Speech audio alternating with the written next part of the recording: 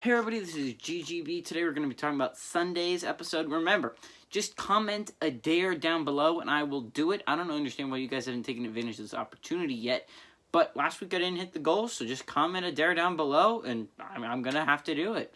But let's get straight into this thing.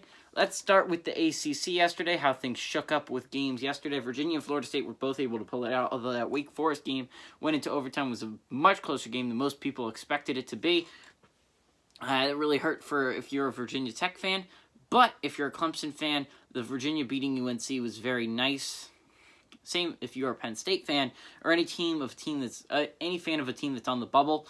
The UNC loss very much helped your team yesterday, especially the way Virginia drubbed them too, because it's not just whether a team gets beat or not, it's whether a team gets beat badly or not, and UNC did. Nothing much really changed in the ACC other than Clemson moving up a spot. So again, if you're a Clemson fan, also happy with today's outcome. Now, this was literally the worst day you could have imagined for if you're a West Virginia fan. You went from second place to fifth, and it was just like that. Now, if you're a Texas fan, you're kind of happy about how things turned out. You're able to move up to fourth place, which is pretty nice for you. Able to beat TCU, also very nice.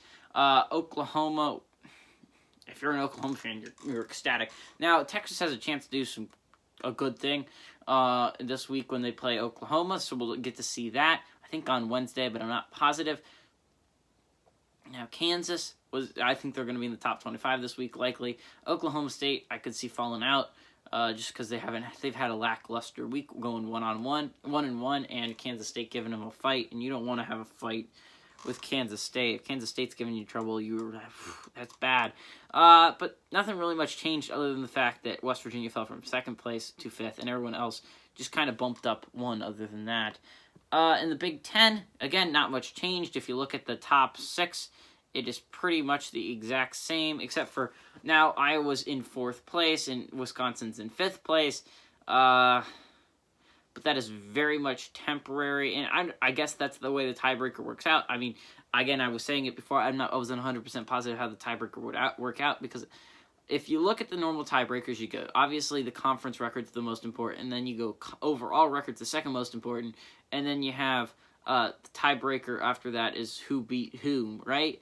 But since Iowa and Wisconsin haven't played and their records exactly the same, I didn't know how it was going to work out, but it's a good thing for Iowa. Now, we'll talk about Wisconsin later on, but the top six really didn't change except for that flip at the top. Now, Ohio State and Iowa were able to handle things against Michigan State and Indiana, respectively. Now, good if you're a Minnesota fan. This was a great outcome for you today with Indiana losing. Now, if you win, you move to 7-7, which is win today against Maryland. That's pretty good. But Maryland. Now, if you're a Penn State fan, and Michigan State, Indiana fan, you're really hoping for a Minnesota loss here.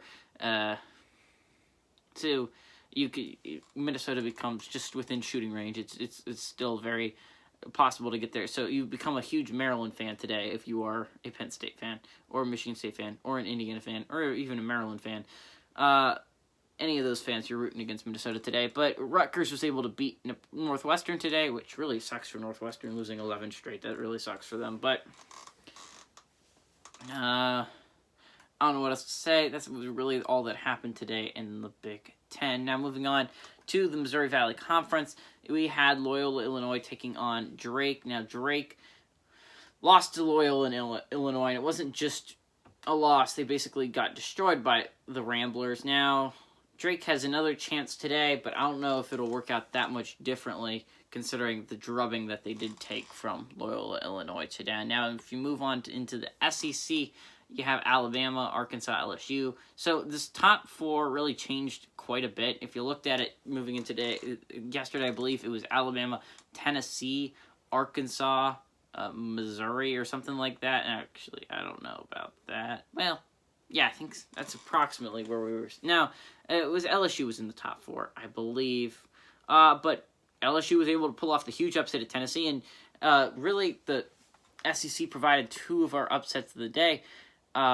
We got really three, so luckily thank you SEC for providing us actually some entertainment today. Without you, we would have only had one upset of a ranked team today, but thanks to you, LSU and Arkansas took down Tennessee and Missouri.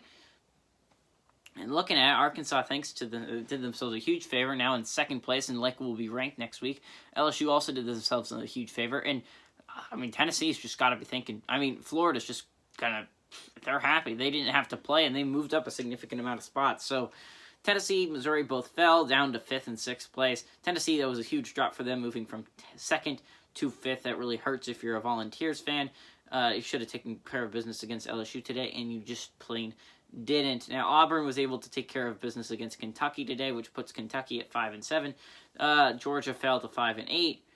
Mississippi State lost as well, so there was a weird day because I expected Auburn and Mississippi State both to pull out the victories, and Mississippi State lost to Vanderbilt and Auburn lost to Kentucky, and I don't know what the heck's going on in the bottom half of the SEC. I don't know what's just happened in the SEC in general. I honestly thought Tennessee was going to own LSU today. I thought Arkansas might give Missouri problems, and I was right. Sent them to overtime and won in overtime, but I didn't expect Tennessee to have problems against LSU, considering how many times they destroyed LSU previously. But how many times a lot of good teams have destroyed LSU. Alabama destroyed LSU, I believe, twice so far. Missouri destroyed LSU. LSU was not having a great couple of weeks. They were losing badly to good teams. Now, they were beating the games they needed to win, but I didn't think that I was questioning whether it would be enough to make it into the tournament. Now LSU is looking like a serious contender to make the tournament at the very latest, and maybe even go a little bit farther. It was a weird day in the SEC for be sure. Only team that brought a little bit of solitude, like we understand what's happening now in the SEC, was Alabama. Thank you, Alabama, for providing a little bit of comfort, understanding what's going on in the SEC. Alabama was able to pretty much dismantle Georgia. Now moving on to the Big East, nothing really changed that much except for Seton Hall was able to pass Xavier for 3rd place in the Big East. Georgetown passed Marquette for third, moved from 2nd to last to 3rd to last. That's really all that really happened in the Big East today. Creighton pulled off the huge major upset. Those were the 2 upsets we got today. Actually 3 upsets were 2 from the SEC and 1 from Creighton of ranked teams. Now there were upsets just in general, not with ranked teams, but in ranked team terms. Creighton made it a little bit easier for everyone else to get there. Now moving to 12-4 record, knocked Villanova down to 8-2. Now Villanova needs to consider what they did. Now they don't have a very difficult schedule moving forward. They still have to play Creighton one more time on March 3rd. But other than that, you have UConn. Although UConn did play very well against Xavier, so that might be a little bit worrisome. St. John's, depends on what St. John's teams you get. St. John's did beat them a couple weeks back, but I don't know if you're going to be getting the same St. John's team. Butler's been struggling, so has Providence, so those probably should be easy wins. So really, if you're a Villanova fan, you're worried about the UConn game, the St. John's game, and the Creighton games, and considering Creighton, the way Creighton dismantled you this time. So it's going to be interesting if Creighton's going to be able to take the Big East. So that's definitely something to look forward to moving forward in the year. Now in the WCC, nothing really changed that much. San Francisco was pretty much owned by Gonzaga, I believe. Beat them by 30-plus points, so San Francisco lost. They didn't really move that far. It was really just to pass LMU, but they couldn't do that, so we just ended up with them not moving anywhere. Pacific's not going to be able to pass them, so, I mean, San Francisco's pretty much locked into where they are currently. Now, Gonzaga didn't move, and now it's at 20-0, and likely will be first place next week in the AP rankings. Now, looking at the Pac-12, nothing really changed that much. Utah lost to Stanford, and now we're looking at probably 4, 5 teams. I really don't want to say that many teams. The problem is the teams that are at the top, I just don't think are that good. But the fact is they all are significantly better than the teams at the bottom, like Arizona State, Washington State, California, Washington.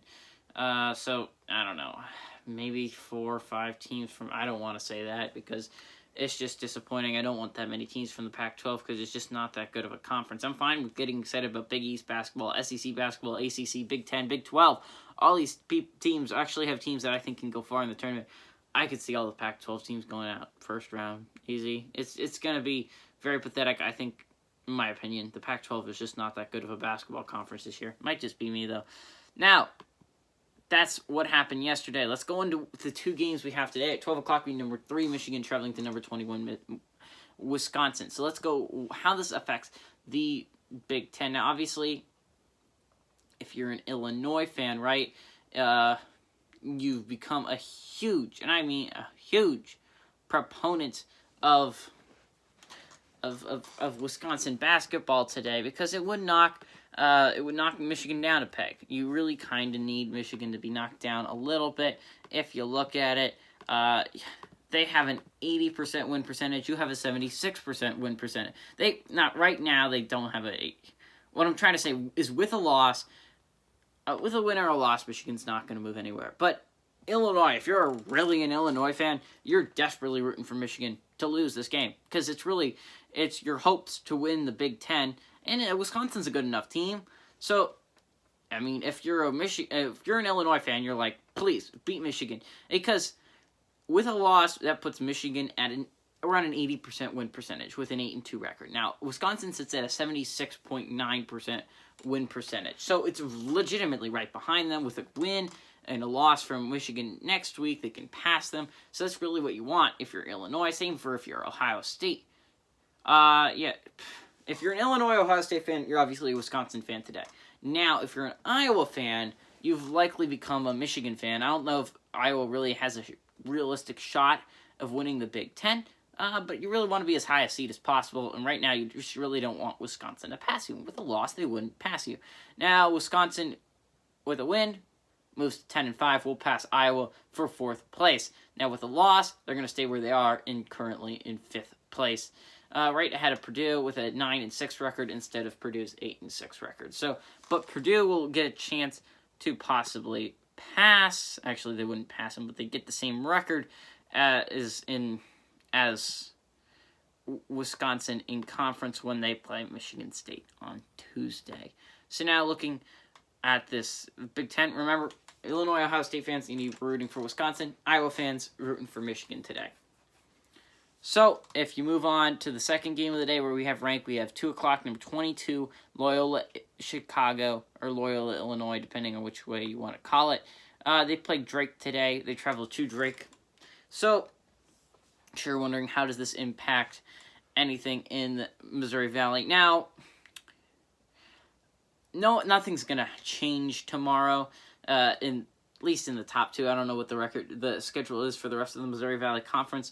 But Loyola, Illinois, with even a loss and a Drake win, they fall to 13-2. Drake would be at 11-2. Fact is that's not going to pass Loyola, Illinois. So Loyola, Illinois, no matter what, is going to be in first place after tomorrow. Now, if you're a Loyola, Illinois fan, and you're really a lot of teams fans, like, this isn't just a game that matters for Missouri Valley Conference fans and Loyola, Illinois fans. Now, this is a game of all teams. This is a team game all teams that are on the bubble should watch, because Drake's a team that's also on the bubble. Whenever a bubble team's playing, and you're a fan of a team that's on the bubble, you automatically should watch it and start rooting against the team that's not on the bubble, because we're pretty much sure that Loyola, Illinois is going to make it as long as they, win their Missouri Valley Conference tournament. And even then, you want Missouri Valley Conference to be won by Loyola, Illinois, so that we don't get 2 Missouri Valley Conference teams in.